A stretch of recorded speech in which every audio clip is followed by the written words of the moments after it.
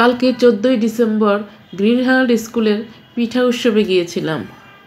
এই প্রোগ্রামটার নাম Meena Bazar. Welcome to the Rita's diary. কেমন আছেন সবাই? আমার বাচ্চারা এই স্কুলে পড়েনি, কিন্তু এখানে আমার এই নিয়ে 3বার মনে হয় আসা হলো এই প্রোগ্রামে। বাচ্চারা নাই, কিন্তু বাচ্চাদের মাদের সাথে এসেছি। 30 টাকা করে গেট পাস ছিল, আমি একটা কিনে নেই, কারণ ওরা সবাই আগেই চলে আসছে। স্কুলটা বিশাল বড়, আর এখানে মধ্যেখানে স্টেজ ছিল, গান হচ্ছিল, সকাল থেকেই প্রোগ্রাম হচ্ছে। অনেক যারা প্রোগ্রাম করেছে সেসব বাচ্চারা তো 6টা বাজে এসেছে এই শীতের মধ্যেও। স্টেজটা ছিল মধ্যেখানে, আর চারপাশে সব স্টল ছিল। আমরা ঘুরে ঘুরে দেখছিলাম, আর অনেক চেনা পরিচিতদের সাথে। মেয়ের 4 বছর আর ছেলের 4 বছর, এই 8 বছরের চেনা সবার সাথে দেখা হয়েছে, অনেকের সাথে।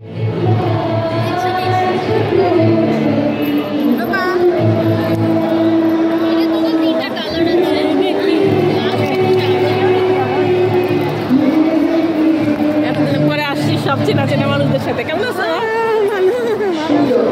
সুন্দর শাড়ি পরে আসছি। আমার বোনের যে মণিপুরি শাড়ির আমার বোন ওখানে দোকান দিচ্ছে, চালাই তো আসছি। ছবি তুলি দাঁড়া, দাও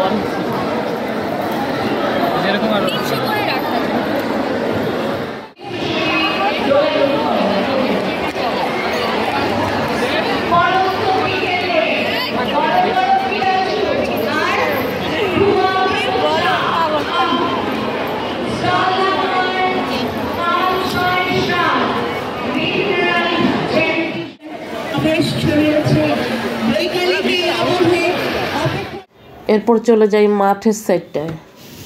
একজন আগের থেকে ঠিক করে রেখেছে এই চৌকিতে চড়বে। এখানে এসে অনেকের সাথে দেখা। কারো বাচ্চা এখানে আছে, কারণ তাদের ছোট বাচ্চা আছে, আবার কারো বাচ্চা অনেক আগেই চলে গেছে এই স্কুল ছেড়ে। মাঠটা দেখেন কি বিশাল বড়, বিশাল বড় মাঠ। এরপর আমরা টিকিট কেটে চরকির সামনে চলে যাই। বাচ্চাদের কোনো ভয় নেই, প্রতিটা বাচ্চা চড়ে নামার পরেও বলছে যে আবার চড়বে আর আবার চড়বে। আমার নামার সময় খুব ভয় লাগে, তখন চড়েই বলেছিলাম আর চড়বো না, কিন্তু দেখলাম সবাই চড়ছে যেহেতু, তাই চড়লাম। তবে একটু ভয় তো লাগেই, কারণ হাত দিয়ে টেনে টেনে এই চরকিটা, আর রশিটা কি চিকন। আমার সাথে একজনকে উঠানো হয়, বাকি 2জন পরে আরেকটায় ওঠে ব্যালেন্স ঠিক করে। আমার সাথের জন একটু ভয় পাচ্ছিল, ভাবছিল নেমে যাবে। আর আমার পাশে একটা ছোট্ট একটা মেয়ে বসছে। মেয়েটা একবার বলেও নাই যে আমাকে ধইরেন বা কিছু, বা কোনো ভয়ও পায় নাই। সে আরও দেখলাম খুব খুশি। আর আমাদের সাথের একজন তো উঠে যখন ছাড়বে বলে যে আমাকে নামায় দেন, সে নেমে গেছে। তা আমরাই চললাম। ভালোই লাগে, নামার সময় একটু ভয় লাগে।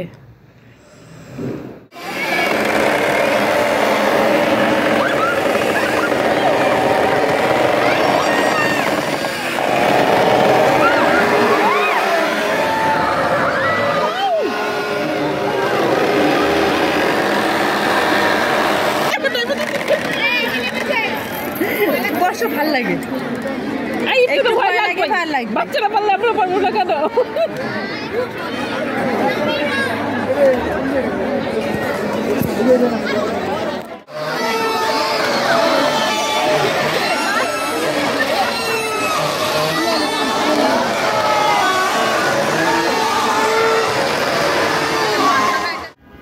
অনেকক্ষণ ঘোরাঘুরি হলো, এরপর চলে যাই খাওয়ার সাইডে। খাওয়া না খেলে কি হয়, তার মধ্যে আবার ফুচকা। এখানে ফুচকার ঝালমুড়িটাই চলছিল দেখলাম, অন্য দোকানগুলো সব খালি, কেউ ওই জায়গা থেকে কিছু কিনছে না, সবাই এই ফুচকার চটপটির সামনে। বালতি ভরে ভরে টক নিয়ে আসছে, একটা মিষ্টি একটা টক। আমরা প্রথমে ভেবেছি একটাই খাবো, ভাবলাম কেমন হয় না হয়, একটাই নেই। কিন্তু খাওয়ার পর দেখলাম বেশ ভালোই, তবে পেঁয়াজ মরিচ একটু কমই দিচ্ছিল। চাইলেও তেমন একটা দিচ্ছে না। একটা খাওয়ার পরে এত মজা লাগে, পরে আরেকটা প্লেট নিই, ওইটা খেয়েও মজা লাগে, কারো তৃপ্তি মেটা নাই। সবাই বলছিল আবার কবে বের হব, আবার কবে খেতে পারবো না পারবো, আগে খেয়ে নেই।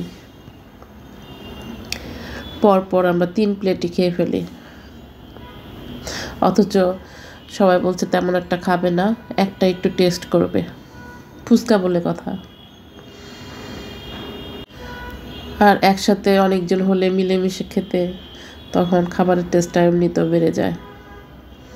এই যে শেষেরটাতে না মধ্যেরটাতে একটু বেশি করে পেঁয়াজ মরিচ দিয়েছিল, এছাড়া আগেরগুলোতে দেয়ই নাই, প্রথমটাতে একদমই দেয় নাই।